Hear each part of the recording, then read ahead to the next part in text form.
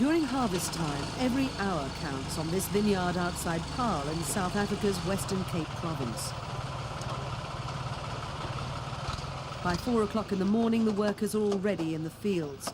In the lucrative export grape market, it's important the fruit is picked while the temperature's still below 10 degrees Celsius.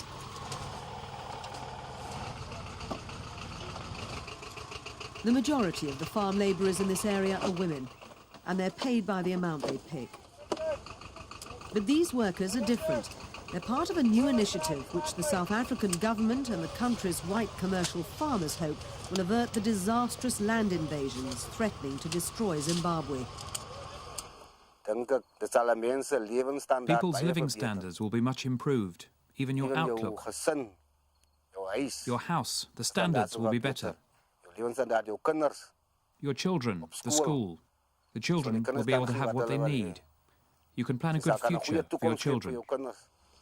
This farm has belonged to Eddie Redelinghuys' family for 4 generations, but recently he sold a majority shareholding to his workers.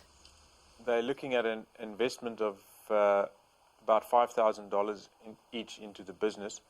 So that's about $2,000 a year additional income, which is very close to what a lot of people in South Africa are earning in a year. And they've still got the job too. So the main aim behind this on the worker side is to give them a sustainable lifestyle, get them to a point where a lot of them can move out of the shanties they're living in and into decent housing and creating something for their children to grow with. The average farm worker in South Africa still earns very little, although clearly there have been many improvements since the demise of apartheid. Most earn less than $200 a month. But now a revolutionary new investment scheme supported by the government's Department of Land Affairs enables them to purchase a shareholding in the company running the farm. And the market for these organically grown grapes has become increasingly lucrative in recent years. So the idea of owning shares seems like a good opportunity for the workers to improve their prospects.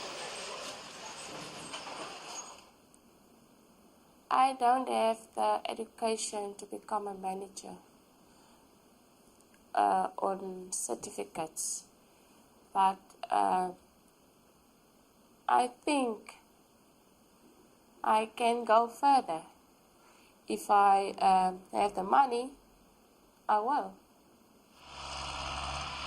Another project in the Western Cape centres around government-owned forestry land. With the decline in South Africa's timber industry, workers who'd lived here for decades were recently faced with redundancy.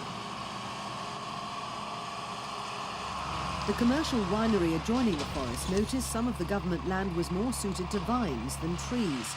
So they approached the relevant ministry to see if they could purchase the arable land. But in line with their land reform policy, the South African government suggested the establishment of a worker-owned enterprise, and the Thandi Project was formed. This forestry housing has been turned over to former workers as part of a scheme to enable them to invest in their own futures. Jan Jansen is the Thandi Project manager. For me, the benefit I get is at the moment I've got medical aid, I've got a salary, monthly salary, and I mean there's a lot to come in the future. Johan Haman is a lawyer, land reform facilitator and Thandi trustee. He's a young Afrikaner who's devoted himself to packaging applications for land acquisition subsidies. His company develops business plans designed to benefit workers and commercial farming alike. He believes in this way South Africa can avoid the chaotic policies of their Zimbabwean neighbours. It's been a massive success. I mean, labour productivity goes up. The farmers have to manage less, and the workers can get exposed to managerial skills. So I think it's been a very positive experience so far. In the scheme, each worker pools their land acquisition subsidy from the government to buy a stake in the project. The benefit to their commercial farming partners is that they can use the money to reduce debt or improve their operation without the need to take on high interest-bearing loans.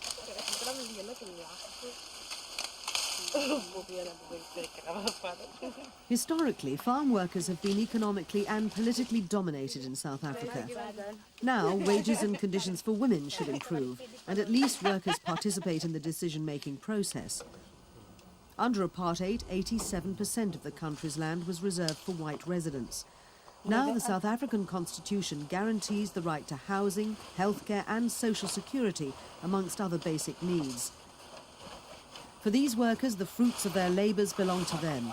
They're gaining a foothold in commercial agriculture, a field requiring big investment to succeed. It's all about aspirations and pride. So it's important that benefits are seen rapidly in schools, facilities and improved cash flow. In the case of the Thandi Project, shareholders hope to build their own homes and create a future for themselves and their children. But it's vital the scheme should succeed. The neighbouring Paul Cluver winery has taken equity in the Thandi Project. Already well established, Paul Cluver has a lot to offer in terms of training and facilities. They have a drop-in centre for tourists and visitors where their range of wines can be tasted. The Thandi winemaker is Patrick Kraukamp. He's one of only a handful of qualified black winemakers in South Africa.